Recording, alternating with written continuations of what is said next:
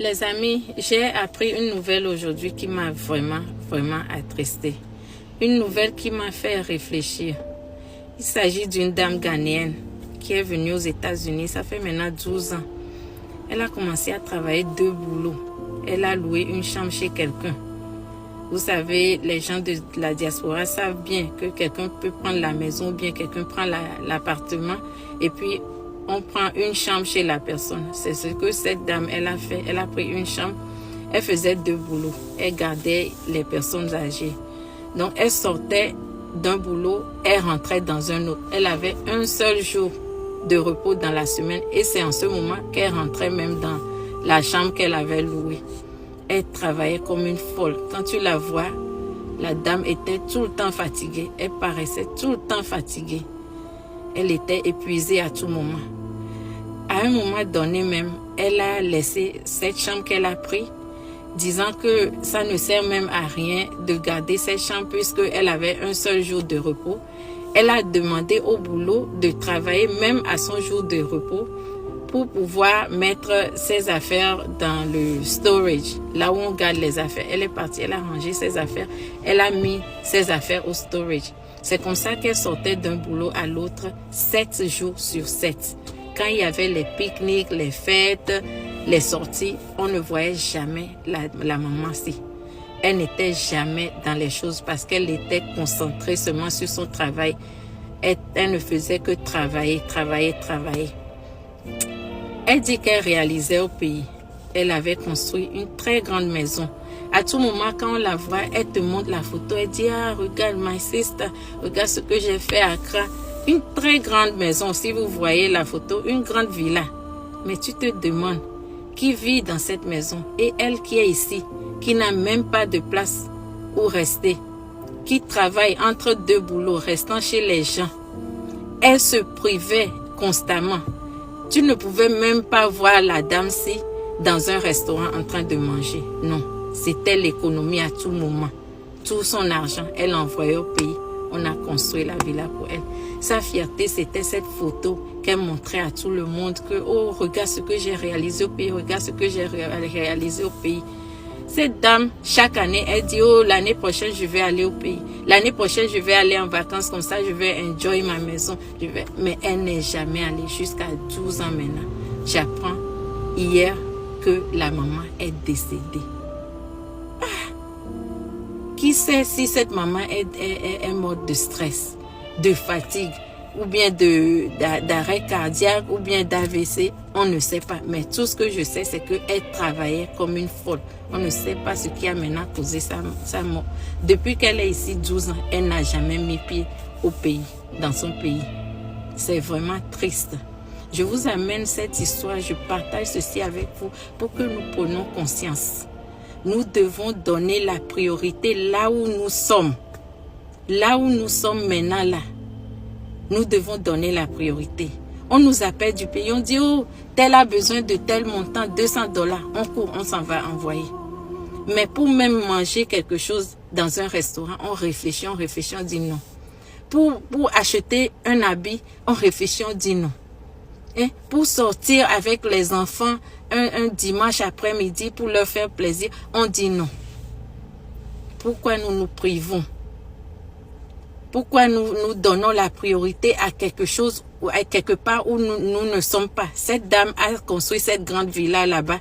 Elle n'a jamais mis pied là-bas. Maintenant, c'est la famille qui va aller faire les bagarres là-bas à propos de cette maison. Voilà qu'elle n'a même pas profité. On ne peut même pas dire que cette dame a profité de la vie. La façon qu'elle s'est épuisée jusqu'à la mort.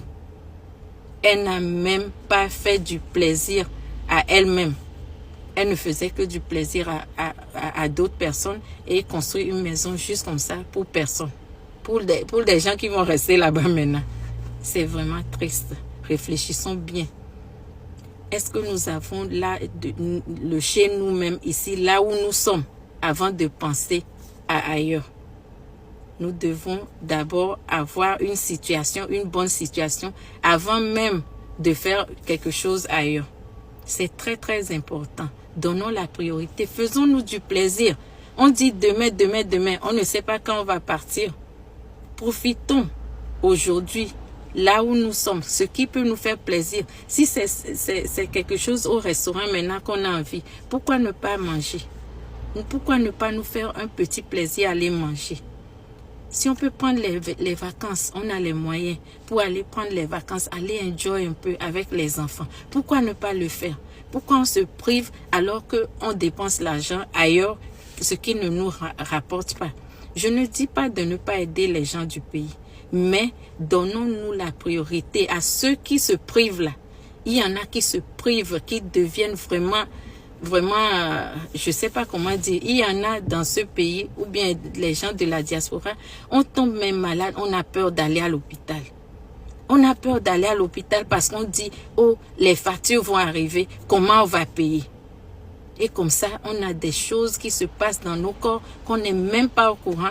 Après, c'est la mort subite. C'est vraiment triste. Nous devons apprendre une leçon dans cette histoire et réfléchir vraiment. Voilà la vie. La vie passe déjà. On dit demain, on remet au lendemain. Quand est-ce qu'on va se faire plaisir? Quand? Elle disait, oh, l'année prochaine, je vais en vacances. L'année prochaine, je vais... Mais elle n'est jamais partie. Elle n'a jamais vécu dans cette maison pour laquelle elle a tant travaillé. C'est vraiment triste. Paix à son âme. Nous devons vraiment réfléchir. Moi, j'ai noté 6 points par rapport à cette histoire et je voudrais partager cela avec vous. Le premier point que j'ai relevé ici, c'est le piège du sacrifice. Oui, mes frères, moi je sais, le travail dur et vraiment à fond, c'est quelque chose de noble. Mais se retrouver en train de travailler à fond pour un objectif qu'on veut atteindre au point de s'oublier complètement, non mes frères, j'ai dit non. Ne tombons pas dans ce piège.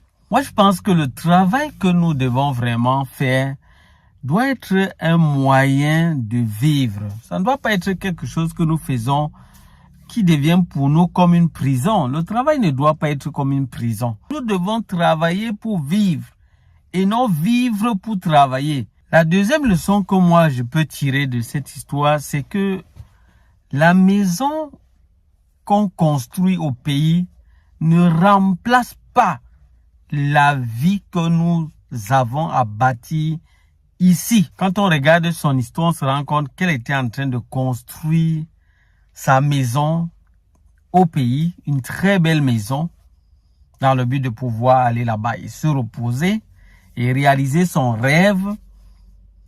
Mais au même moment qu'elle construisait cette maison-là, elle était aussi en train de se détruire sur place. Mais à la fin, ça profite à qui? Si tu construis ta maison et qu'à la fin, personne ne va y habiter, toi tu ne vas pas pouvoir y habiter, mais dis-moi, à quoi cela a servi? Mes amis, ça fait vraiment mal, hein? Ça fait mal et je crois que ça doit nous pousser vraiment à beaucoup réfléchir, à revoir encore notre façon de vivre en Occident.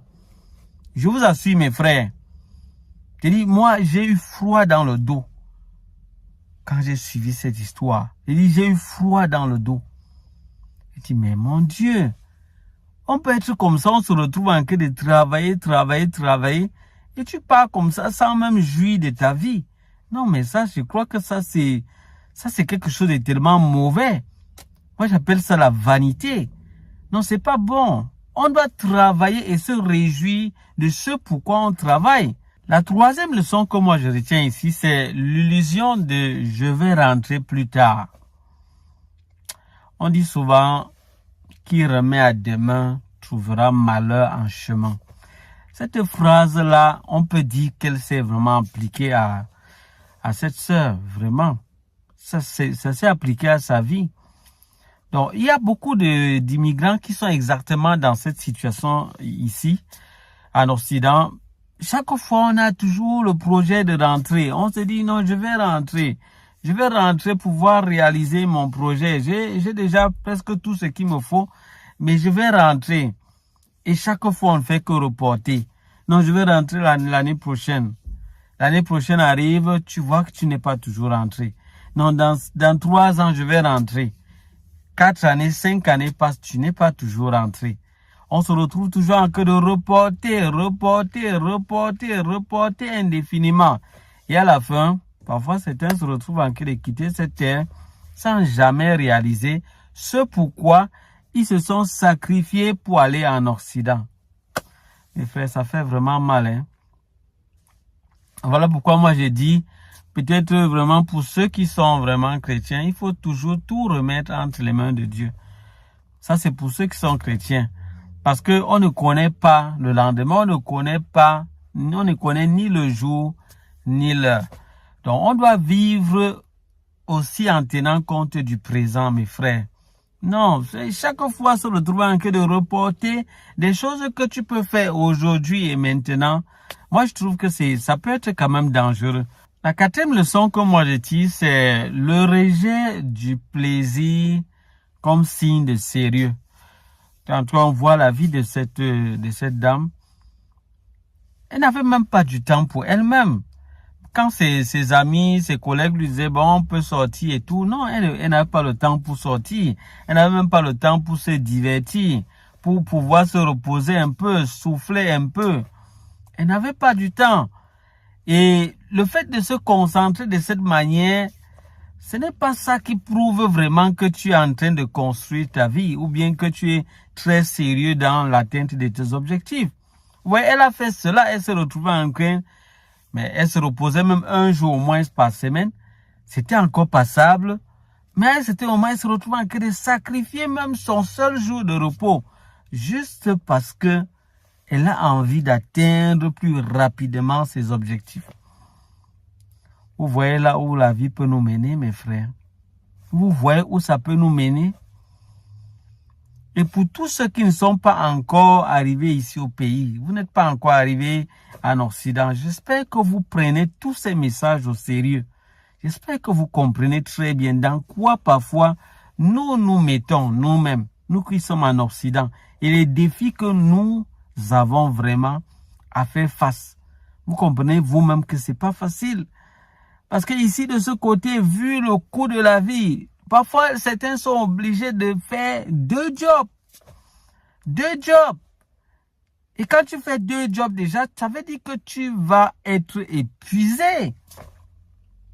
Non, mais tu seras épuisé. Tu vas détruire ton corps. Et ça, petit à petit, hein. Quand c'est comme ça, tu tues ton corps petit à petit. Parfois, tu ne te rends pas compte au début. C'est avec du temps que tu vas te rendre compte que mais ton corps est brisé, ton mental est écrasé, ce qu'on appelle le burn-out. Mais tu es fini, en fait.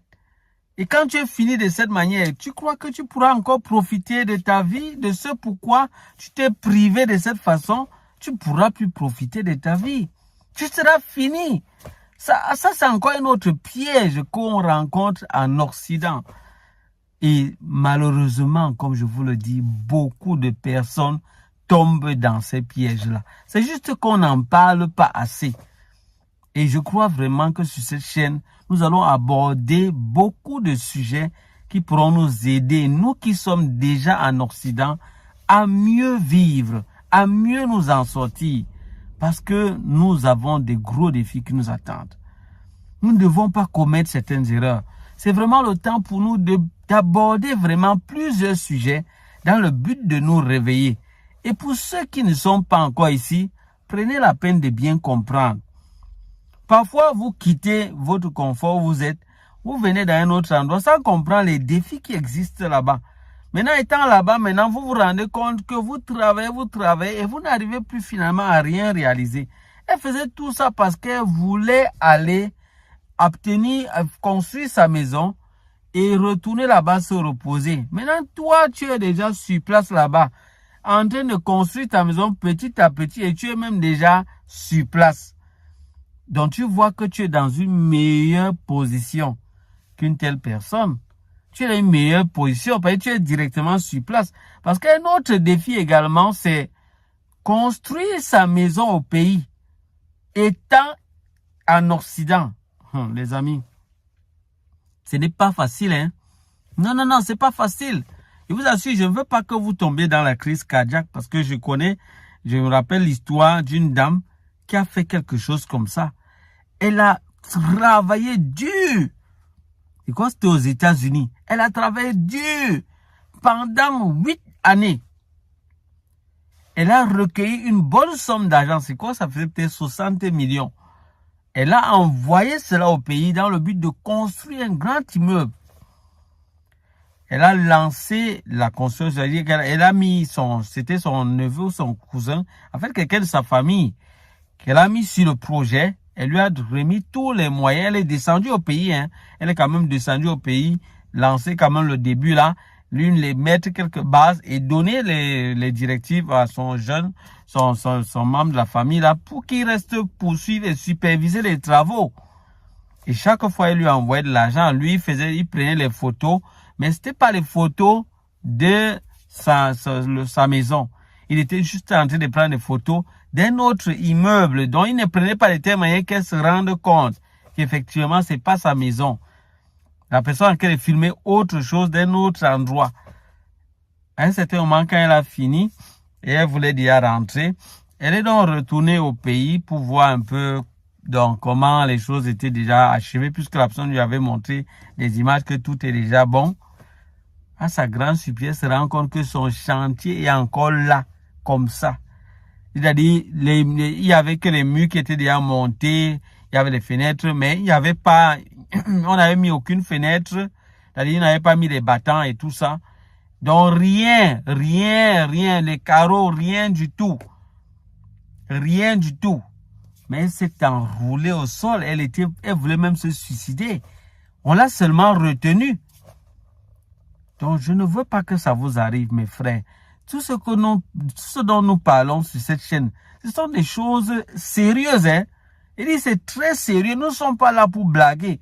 Parce qu'il y a des gens qui sont là, ils prennent parfois le travail que nous sommes en train de faire ici comme si c'est de la blague. Il y a des gens qui se disent que non, cette chaîne, tout ce qu'on fait ici, c'est juste le négatif, ça ne sert à rien. Ah, vraiment, moi, je ne peux pas empêcher quelqu'un de concevoir les choses comme il veut. Mais je sais que tous ceux qui sont fidèles dans cette chaîne, vous n'allez pas être déçus. Vous allez toujours recueillir des informations qui pourront vous aider. Voilà pourquoi je vous dis, ne manquez pas les vidéos que nous postons. Chaque fois que nous postons une vidéo, ne vous fiez pas uniquement au titre. Regardez la vidéo. Prenez la peine de regarder la vidéo. Trouvez un temps pour mettre la vidéo. Vous la suivez. Ça peut être même quand vous conduisez. Ça peut être quand vous êtes à la maison, tranquillement. Vous suivez la vidéo et vous tirez des leçons. Sur cette terre, nous avons besoin de conseils. Nous avons besoin d'informations et d'informations utiles.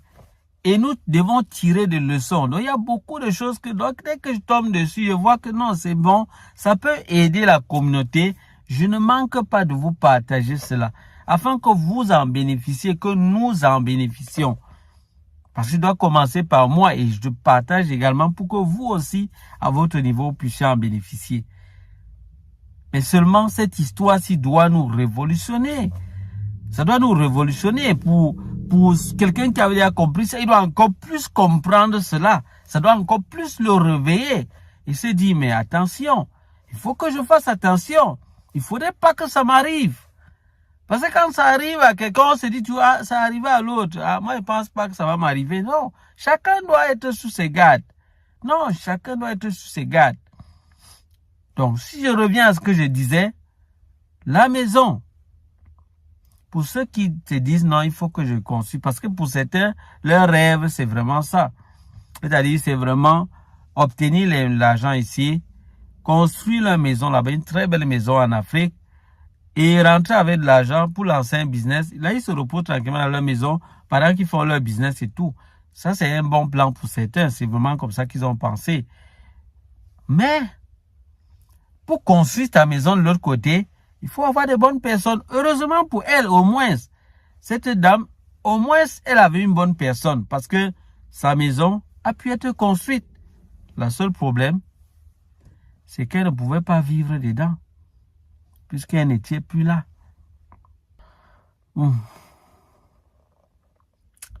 Que Dieu nous aide. Que Dieu nous donne vraiment la sagesse. Que Dieu nous donne vraiment Que cela ne nous arrive vraiment pas. Que Dieu nous épargne des choses comme ça. Qu'il nous accorde vraiment la grâce de bénéficier de ce pourquoi nous travaillons. Ce pourquoi nous nous privons de certaines choses. Mais aussi mettre des limites. Il faut mettre des limites aussi. Même lorsqu'on travaille pour quelque chose, il faut avoir du temps parfois pour se reposer. Il faut avoir du temps pour souffler aussi. C'est important. C'est important pour notre santé physique et mentale. C'est très capital. Ne prenons pas ça à la légère. Non. Il ne faut pas que la course vers l'argent nous rende fous. La 5e leçon que je retiens ici, c'est vraiment par rapport aux 2 jobs, 7 jours sur 7. Bon, moi, je dirais vraiment que ce sont des choses qu'on peut faire de manière temporaire. Parce que vous voyez, là, elle s'est mise à faire ça vraiment à plein temps, constamment. Et ça a joué sur elle. Ça a joué sur elle. Peut-être 6 mois, tu peux travailler comme ça. Tu vas être quand même cassé, mais si tu arrêtes, peut-être tu auras le temps de bien souffler encore. Ou bien le faire de temps en temps seulement pendant tes 2 semaines, chaque 2 semaines. Le faire de temps en temps, quelques heures supplémentaires de temps en temps. Mais aller comme ça à fond, choquer. Comme certains qui, lorsqu'ils sont encore en Afrique là-bas, ils disent non, quand je vais arriver là-bas, non, les gens ils sont paresseux. Je vais faire tout pour vraiment travailler à fond pendant même 3, 4, 5, 6 années. C'est bien beau sur le papier. C'est bien beau. Ce qu'il faut savoir ici, c'est que le travail ici en Occident n'est pas comme le travail en Afrique. Ici, 8 heures de travail, 8 heures qu'on te donne, c'est 8 heures de travail. Tu vas vraiment travailler à fond. Peut-être tu auras quelques petites minutes de pause là. Ou peut-être 1 heure, oui, 1h30, 1h15, quelque chose comme ça. Mais pendant le temps de travail, tu vas vraiment travailler à fond. Tu vas devoir te mettre. Et ce n'est pas toujours facile. Surtout encore pour ceux qui font des jobs manuels là. C'est épuisant. Que ce soit physiquement, mentalement, c'est épuisant. Donc parfois, il faut trouver des solutions. Quelles sont les solutions que tu peux trouver? C'est aussi peut-être voir comment passer peut-être par une formation qui va te permettre d'avoir un job mieux rémunéré, mais qui t'épuise moins. Ça également, c'est vraiment une des solutions qu'on peut adopter. Soit tu fais dans les temps supplémentaires, mais de temps en temps, en veillant vraiment à ta santé physique et mentale. Oui, en veillant là-dessus. Ah, mes frères.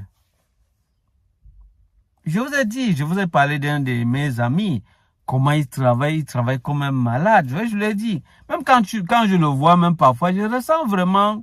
C'est comme s'il n'est plus totalement lui-même. C'est pareil avec ceux-là qui font parfois des jobs de nuit. Moi, je respecte ça. Hein. Mais vraiment le faire comme ça, chaque fois, tu n'as jamais le temps. À un certain moment, ça joue sur toi. Ça joue sur toi. Moi, je me dis, il faut parfois un peu alterner. Bon, sauf si ton organisme est déjà bien prêt pour ça. Bon, moi, je sais pas. Vraiment. Mais je sais quand même que c'est délicat. Il faut faire très attention. Sinon, vous allez vous détruire complètement. Ah, c'est pas possible. La vie sur la terre. La vie sur la terre. Tu poursuis quelque chose sans savoir qu'il y a autre chose qui est échappé. Tu te bats comme ça à travailler pour envoyer l'argent de l'autre côté dans le but d'avoir ton avenir meilleur, rien. Et parfois d'autres même travaillent comme ça à fond. Tu le vois travailler à fond et chaque fois envoyer des gros montants à la famille. Je ne dis pas qu'il ne faut pas aider, hein. On doit aider. Mais la personne travaille à fond comme ça pour envoyer des gros montants juste pour qu'on ne dise pas que... Et lui, il s'oublie. Lui-même, il ne vit rien. Lui-même, il est là. Il est dans une colocation. Il vit dans une situation tellement minable. Même à manger, il n'arrive pas à manger. Même se faire plaisir, il n'arrive pas. Tout simplement parce que chaque fois, l'argent est puisé, envoyé au pays. Et tout ça comme ça, lui-même, il ne vit pas. Je vous ai déjà dit non. Ne tombons pas dans ce piège. Si on était tombé dedans, non, arrêtons. Nous arrêtons tout simplement. Ça ne peut pas marcher. On ne peut pas s'en sortir de cette manière. On ne peut pas continuer comme ça. On ne peut pas continuer. Et ceux qui sont au pays là-bas vont se moquer de vous. Restement, si vous partez comme ça sans rien, les gens vont, ceux que vous avez aidés, si vous pouviez être encore là pour écouter ce que les gens vont dire, vous allez être dépassé par les paroles que les gens qui vont sortir de la bouche des gens. Que oh, vraiment, lui aussi était bête. Donc les personnes que vous avez aidées vont vous traiter de bêtes. C'est malheureusement ça cette terre. Mes frères, essayons de nous faire du bien aussi pendant que nous sommes vivants. Et aidons les autres aussi autant qu'on peut. Mais ne nous oublions pas. Non, ne nous oublions pas. Vraiment, quelqu'un qui passe toute sa vie à travailler, ne pas vraiment se reposer, ne pas jouir de sa vie. Et partir comme ça sans rien réaliser, sans rien faire. Moi, j'appelle ça du gâchis. Là, à ce moment, tu es même moins heureux que quelqu'un qu'un nouveau-né, c'est-à-dire qu'un enfant qui est mort sans naître, sans venir sur cette terre. Oui, quelqu'un qui est parti dans le ventre. Oui, tu es moins heureux qu'une telle personne parce que lui, au moins, il n'a pas connu les douleurs de la terre. Toi, tu as connu toutes ces douleurs et tu es mort sans rien, sans vie. Mais vous ne voyez pas que c'est encore pire, que c'est encore grave. C'est grave. Donc, mes frères, vraiment que Dieu nous aide. Vraiment, il faut vraiment qu'on pense à nous, qu'on voie vraiment comment est-ce qu'on va faire pour vraiment avancer. Je voudrais également profiter pour vous dire, à vous mes chers abonnés, parfois je ne vais pas toujours poster uniquement des choses en rapport avec l'Occident ou le Canada. Donc je vais poster parfois d'autres infos réalistes. C'est pour ça que vous voyez, j'ai mis le titre de la chaîne Infos réalistes et technologie. Je pourrais également poster d'autres informations, mais où on peut quand même tirer des leçons. Donc, on peut tirer des leçons. Donc, n'hésitez pas d'activer la cloche de notification et vous mettez toutes notifications pour ne pas manquer ces vidéos-là. Je vais pouvoir vous poster des vidéos où on peut quand même tirer des leçons. Ça peut être sur plusieurs sujets, mais l'essentiel qu'on tire des leçons. Bien évidemment, nous allons continuer de poster des vidéos qui nous concernent la vie en Occident, au Canada et en Occident en général. Mais je vais également poster d'autres vidéos. Donc, c'est ça. Donc, attendez-vous à ça.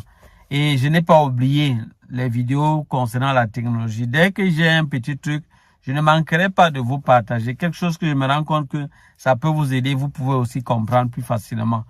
Je vais vous partager cela. Je n'ai pas oublié la technologie. J'ai vraiment vu comment vous avez approuvé. Vous avez dit que oui, je peux partager ces informations sur la chaîne. J'ai pris ça en note et je vais vous partager ça souvent. Ça pourrait être que si j'ai une information pareille, je pourrais poster la vidéo sur les infos réalistes le matin et peut-être en soirée, vous postez les astuces là sur la technologie, comment faire pour dépanner votre ordinateur vous-même à la maison sans avoir besoin de quelqu'un. Je pourrais vous partager des informations pareilles. Et maintenant, si le cas que vous avez peut-être trop compliqué, n'hésitez pas de me contacter, je pourrais vous aider à résoudre le problème sur votre ordinateur. Donc voilà les amis, je crois qu'on va s'arrêter là pour cette vidéo. Si c'est la première fois que vous nous suivez, je vous prie de vous abonner. Ici nous parlons des réalités de la vie en Occident, au Canada et en Occident. Terre à terre, sans filtre, nous ne sommes pas là pour séduire des gens. Nous parlons des choses vraiment réelles et importantes vraiment concernant la vie en Occident, dans le but de permettre à ceux qui sont déjà ici sur place de bien comprendre les défis, les réalités qu'il nous faut vraiment voir, avoir les yeux ouverts dessus. Et également à ceux qui ne sont pas encore ici, de connaître vraiment ce qui les attend en Occident, dans le but de pouvoir faire un choix éclairé. Et non aller juste à l'aventure, à l'aveuglette. C'est très dangereux, c'est très risquant. Vous risquez de vous retrouver en train de perdre vraiment votre vie pour rien du tout. Pour rien. Ne vous laissez pas emballer par les vendeurs de rêves. Je vous ai dit que tant qu'ils sont là, nous allons continuer de les combattre. Nous n'allons pas nous taire, nous n'allons pas rester tranquilles. Donc, si ces thèmes-là vous intéressent, bien évidemment, je vous ai dit, nous parlons également des infos. Nous allons parler des infos réalistes sur plusieurs sujets, pas toujours en rapport avec l'Occident, ça peut être autre chose, mais on va analyser. C'est-à-dire, je partage la chose, peut-être là une vidéo, et on analyse après. On essaie de faire une analyse pour retirer des éléments qui peuvent nous aider de cette vidéo. Nous allons également partager des éléments concernant la technologie. Donc, tout ça, si ça vous intéresse, ne manquez pas de vous abonner, d'activer la cloche de notification, comme je l'ai dit. Likez le contenu, ça m'encourage à vous produire d'autres contenus encore plus utiles. Je dis merci à tous ceux-là qui le font chaque fois. Partagez la vidéo également à d'autres personnes dans le but de sensibiliser le plus grand nombre et faire grandir notre communauté, la communauté africaine. Quant à moi, je vous dis à bientôt pour d'autres vidéos. Portez-vous bien. Prenez soin de vous, s'il vous plaît. Prenez soin de vous. Bye bye.